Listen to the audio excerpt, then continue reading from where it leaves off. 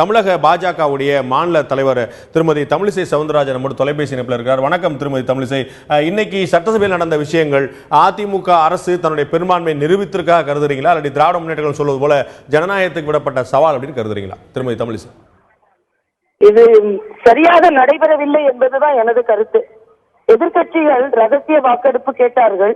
ஆனால் சபாநாயகர் அவர்களை எல்லாம் வெளியேற்றிவிட்டு ரகசியமாக வாக்கெடுப்பு நடத்தி இருக்கிறார் என்றுதான் சொல்லணும்.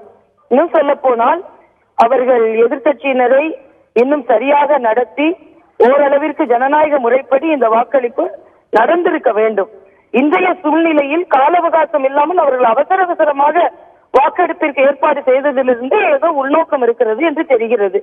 ஆக இன்று ஒரு கலகலப்பாக நடந்திருக்க வேண்டியது மிக கைகலப்பாக நடந்திருப்பது மட்டுமல்ல, சட்டை கிழிக்கப்பட்டு ஒரு ஜனநாயக முறைப்படி நடைபெறாமல் கலாட்டாவோடு முடிந்திருப்பது மிகுந்த கவலை அளிக்கக்கூடியதாகவே இருக்கிறது.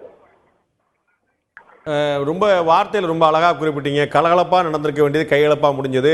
ரகசிய வாக்கெடுப்பு கேட்டாங்க, ரகசியமான வாக்கெடுப்பா நடந்துருச்சு அப்படின்னு சொல்லிட்டு ஆளுநர் இந்த விஷயத்துல தலையிடணும், இது நியாயமான முறையில் நடக்கல அப்படின்னு நீங்க ஆளுநர் முறையிடுவீங்களா? பாஜக அரசியல் கட்சியாக அடுத்த கட்டமா இதே முன்னெடுக்கிறதா? அதாவது இது ஒரு அரசியல் கட்சியாக இருக்கும் பட்சத்தில் எங்களுக்கும் அந்த எண்ணம் இருக்கிறது. ஏனென்றால் இது சரியாக நடைபெறவில்லை. தொடர்ந்து எனக்கே தொலைபேசிகள் வருகிறது, ஆட்சியை கலைக்க சொல்லுங்கள் என்று. பொதுமக்கள் எனக்கு ஆச்சரியமாக இருந்தது. இந்த வாக்கெடுப்பு நடைபெற்று முடிந்து தொடர்ந்து எனது தொலைபேசியிலேயே தொடர்பு கொண்டு மக்கள் சொல்கிறார்கள். ஆக இது ஒரு மக்களிடம் ஒரு மனநிலை மாற்றத்தை ஏற்படுத்தி இருக்கிறது. ஆனால் ஆளுநர் என்ற வகையில் நான் எண்ணிக்கை இருக்கும் பொழுது ஆளுநரால் ஒன்றும் செய்ய இயலாது. அரசியலமைப்பு சட்டத்திற்கு உட்பட்டுத்தான் அவரால் நடக்க இயலும்.